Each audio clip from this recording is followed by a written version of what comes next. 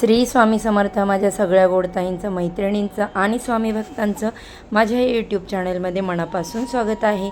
आजचा दिवस तुम्हाला सुखाचा, समाधानाचा, आनंदाचा आणि भरभराटीचा जावो हीच महाराजांच्या चरणी प्रार्थना करते आणि आपल्या याच्या नवीन व्हिडिओला सुरुवात करते. मकर संक्रांत साजरी करण्यासाठी भारताच्या विविध राज्यांमध्ये त्यांच्या स्वतःच्या अशा काही वेगवेगळ्या परंपरा आहेत, प्रथा आहेत. हा सण पंजाबमध्ये लोहरी, तामिळनाडूमध्ये पोंगल, गुजरातमध्ये उत्तरायण आणि उत्तर प्रदेशात खिचडी उत्सव या नावाने ओळखला जातो. हा सण जरी वेगवेगळ्या नावाने साजरा केला जात असला तरी कारण मात्र सूर्याचे राशी परिवर्तन आहे. यंदा दिनांक 14 जानेवारी 2024 वार मंगळवार या दिवशी मकर संक्रांत साजरी केली जाणार आहे. हिंदू धर्मामध्ये धार्मिक विधी आणि पूजा यामध्ये विशेषतः रंगांवरती विशेष लक्ष दिले जाते. सणासुदीच्या दिवशी विशिष्ट रंगांचे कपडे घालणं खूप शुभ मानलं जातं. मकर संक्रांतीच्या दिवशी या रंगाचे कपडे परिधान केल्यामुळे सर्व देवींची कृपा प्राप्त होते. त्याचबरोबर शनिदेवांची देखील कृपा प्राप्त होते. आज या व्हिडिओमध्ये 2024 मध्ये आलेल्या मकर संक्रांतीच्या सणाच्या दिवशी स्त्रियांनी नेसण्याच्या साडीचे रंग कोणते, कोणत्या रंगाची साडी तुम्हाला मकर संक्रांतीच्या दिवशी चुकूनही नेसायची नाही. साडीबरोबर बांगड्यांचेही नियम पाळले जातात. तर अशाच बांगड्या आणि याच रंगाच्या बांगड्या तुम्हाला मकर संक्रांतीच्या दिवशी हातामध्ये घालायच्या आहेत.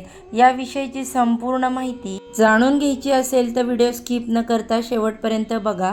चॅनलवरती पहिल्यांदा नवीन आला असाल तर व्हिडिओला लाईक करा, चॅनलला सबस्क्राईब करा आणि असेच नवनवीन व्हिडिओ पाहण्यासाठी बेल आयकॉन देखील क्लिक करा, ज्यामुळे जेव्हा पण मी माझ्या चॅनलवरती नवीन व्हिडिओ अपलोड करेन त्याचे नोटिफिकेशन अगदी सहजपणे तुमच्यापर्यंत पोहोचेल आणि तुम्ही एक पण व्हिडिओ मिस करणार नाही. मकर संक्रांत म्हणजे महिलांमध्ये एक वेगळाच उत्साह दिसून येतो, कारण मकर संक्रांतीपासून ते रथसप्तमीपर्यंत घरोघरी महिला हळदी कुंकू समारंभ कार्यक्रम करतात. धर्मशास्त्रानुसार सवासण स्त्रीमधील आदिशक्तीला शरण जाऊन तिच्यामधील कृतज्ञता व्यक्त करणं असा होतो. म्हणूनच हळदी कुंकवाचं महत्त्व आहे आणि वाण द्यायला देखील तितकंच महत्त्व आहे. मकर संक्रांती हा सण सौभाग्याचा सण म्हणून मानला जातो. हा सणच्या दिवशी स्त्रिया छान नटतात, तयार होतात. या दिवशी शुभ रंगाच्या साड्या देखील नेसल्या जातात. आपल्या हिंदू संस्कृतीमध्ये काही रंगांना विशेष महत्त्व दिलेले आहे. हे शुभ रंग परिधान केल्यामुळे आपल्याला त्यामधून सकारात्मक ऊर्जा लाभते. त्याचबरोबर काही अशुभ रंगही आहेत की हे रंग चुकूनही तुम्हाला परिधान करायचे नाहीत. म्हणूनच मकर संक्रांतीच्या दिवशी साड्यांचेही असे काही शुभ रंग आहेत. ते शुभ रंग स्त्रियांनी नेसावेत. पण मकर संक्रांतीने जे वस्त्र परिधान केलेले आहे त्या रंगाची साडी मकर संक्रांतीच्या दिवशी स्त्रियांनी चुकूनही नेसायची नाही. 2025 मध्ये आलेल्या मकर संक्रांतीच्या दिवशी कोणत्या अशा शुभ रंगांची साडी स्त्रियांनी नेसावी हे आता आपण जाणून घेऊयात. त्यातला सगळ्यात पहिला जो रंग आहे तो रंग आहे हिरवा रंग. हिरवा रंग हा सौभाग्याचं प्रतीक मानला जातो. हिरव्या रंगाचा स्वामी ज्योतिषाचा राजपुत्र बुध आहे, जो पृथ्वी प्रतीक आहे. हा हिरवा रंग सौंदर्याचं, सृष्टीचं प्रतीक मानला जातो.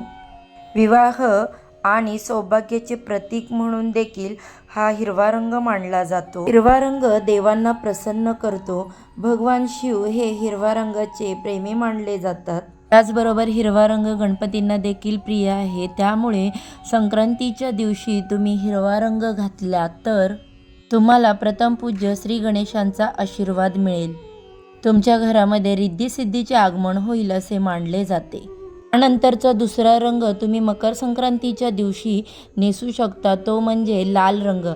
लाल रंगाला हिंदू धर्मामध्ये शुभाचे प्रतीक मानले जाते. लाल रंग धारण केल्यामुळे देवी लक्ष्मीची विशेष कृपा प्राप्त होते. महिलांनी या दिवशी लाल रंगाची साडी परिधान करणे आवश्यक आहे. त्यामुळे घरामध्ये सुखसमृद्धी येईल आणि देवी लक्ष्मीची कृपा होईल. त्यानंतरचा तिसरा रंग म्हणजे भगवा रंग. हिंदू धर्मामध्ये भगवा रंग हा खूप शुभ मानला जातो. हा रंग परिधान केल्यामुळे सूर्यदेवांचा आशीर्वाद मिळतो. त्यामुळे मकर संक्रांतीच्या दिवशी हा रंग परिधान करू शकता. भगवा रंग अग्नीचे प्रतीक आहे, म्हणूनच हिंदू धर्मामध्ये त्याचे विशेष महत्त्व आहे. असे मानले जाते की भगवा रंग ज्ञान, त्याग, शौर्य, पवित्रता आणि सेवा यांचे प्रतीक आहे, जे हिंदू धर्मामध्ये असलेल्या मूलभूत घटकांपैकी एक आहेत. म्हणूनच छत्रपती शिवाजी महाराजांच्या सैन्याच्या, रामकृष्ण अर्जुनाच्या रथावरील जो ध्वज आहे त्याचा रंग देखील भगवा होता. हा सूर्योदय आणि सूर्यास्ताचा देखील रंग आहे. तो अधर्माचा अंधार दूर करून धर्माचा प्रकाश पसरवण्याचा संदेश देतो. त्यानंतरचा पुढचा रंग आहे तो म्हणजे गुलाबी. हा रंग देवी लक्ष्मीला अतिशय प्रिय आहे. गुलाबी रंग हा सौभाग्याचं प्रतीक मानला जातो. हा रंग प्रेमाचा सूचक देखील मानला जातो. मकर संक्रांतीच्या दिवशी गुलाबी रंग धारण केल्याने भगवान श्रीकृष्ण आणि राधा राणी प्रसन्न होतात. असे म्हटले जाते की हा रंग धारण केल्यामुळे जीवनामध्ये शांती आणि समृद्धी येते. आपल्यापैकी सर्वांनाच गुलाबी रंग हा अतिशय प्रिय आहे. त्यामुळे गुलाबी रंगाची साडी तुम्ही मकर संक्रांतीच्या दिवशी नक्कीच नेसू शकता. आता त्यानंतरचा पुढचा रंग आहे तो म्हणजे पिवळा रंग. पिवळा रंग देवगुरु बृहस्पती आणि भगवान श्रीहरी विष्णू यांना अतिशय प्रिय आहे आणि यांच्याशी संबंधित आहे. ज्योतिषशास्त्रानुसार तो अध्यात्म आणि धर्मासाठी जबाबदार ग्रह आहे आणि म्हणूनच मकर संक्रांतीच्या दिवशी पिवळ्या रंगाचे कपडे घाला. यामुळे तुमचे मन धार्मिक कार्यात आणि उपासनेमध्ये व्यस्त राहील. असे मानले जाते की पिवळ्या रंगाचे कपडे परिधान केल्याने मनामध्ये सकारात्मक भावना निर्माण होतात आणि श्रीहरींच्या कृपेने सौभाग्य प्राप्त होते. पिवळा रंग हा गुरुग्रहांशी संबंधित आहे. त्यामुळे पिवळा रंग नेसल्यामुळे आपला गुरुग्रह जो आहे तो बलवान होतो. गुरुग्रह बलवान करण्यासाठी आपण हळदीचे अनेक उपाय करत असतो. त्यामुळे मकर संक्रांतीच्या दिवशी तुम्ही पिवळ्या रंगाची साडी नेसू शकता. मकर संक्रांती ही पौष महिन्यामध्ये आलेली असते आणि पौष महिना हा थंडीचा महिना म्हणून ओळखला जातो. वातावरणामध्ये असलेली थंडी शोषून घेण्यासाठी गडद रंगाच्या साड्या मकर संक्रांतीच्या दिवशी नेसल्या जातात. या काही शुभ रंगांसोबतच तुम्ही तपकिरी, पोपटी रंगाची, निळ्या, जांभळ्या रंगाच्या साड्या देखील नेसू शकता. हिंदू धर्मामधील प्रत्येक सणाला ऋतुमानानुसार महत्त्व आहे. त्यामागे काही धार्मिक आणि नैसर्गिक कारणे देखील आहेत. हा दिवस आणि रात्र हिवाळ्यातील सर्वात थंड आणि खूप मोठा असतो. त्यामुळे या मोठ्या रात्रीच्या काळोखाला निरोप देण्यासाठी या दिवशी गडद रंगांचे कपडे घातले जातात. आता तुम्ही म्हणाल हे सगळे शुभ रंग आहेत, तर कोणते असे वस्त्र आहे ते तुम्हाला चुकूनही परिधान करायचं नाही. कोणतंही शुभ कार्य असेल, पूजाविधी असेल तर त्या वेळेस आपण शुभ रंगाचेच कपडे घालतो. यामध्ये काळ्या रंगाचे कपडे आपण चुकूनही घालत नाही. पण बघा, मकर संक्रांती हा सण असा आहे, त्या दिवशी काळ्या रंगाचे कपडे घातले जातात. काळ्या रंगाची वस्त्रे ही बाहेरील जी ऊब शोषून घेऊन शरीर उबदार ठेवते. म्हणून थंडीमध्ये येणाऱ्या या सणाला, मकर संक्रांतीला, काळ्या रंगाचे कपडे परिधान केले जातात. नवविवाहित वधूला पहिल्या संक्रांतीला तिला काळी साडी व हलव्याचे दागिने भेट दिली जातात. बाळाच्या पहिल्या संक्रांतीनिमित्त त्यालाही काळ्या रंगाचे कपडे व हलव्याचे दागिने घातले जातात. त्यामुळे आपल्याला या संक्रांतीच्या दिवशी काळ्या रंगाची साडी देखील नेसता येणार आहे. पण अशी कोणती साडी मकर संक्रांतीच्या दिवशी आपल्याला चुकूनही नेसायची नाही? तर पहा, यंदा मकर संक्रांती ही पिवळ्या रंगावर आलेली आहे. म्हणजेच तिने पिवळ्या रंगाचे वस्त्र परिधान केलेले आहे. बघा, आधी सांगितल्याप्रमाणे पिवळा रंग हा अतिशय शुभ मानला जातो.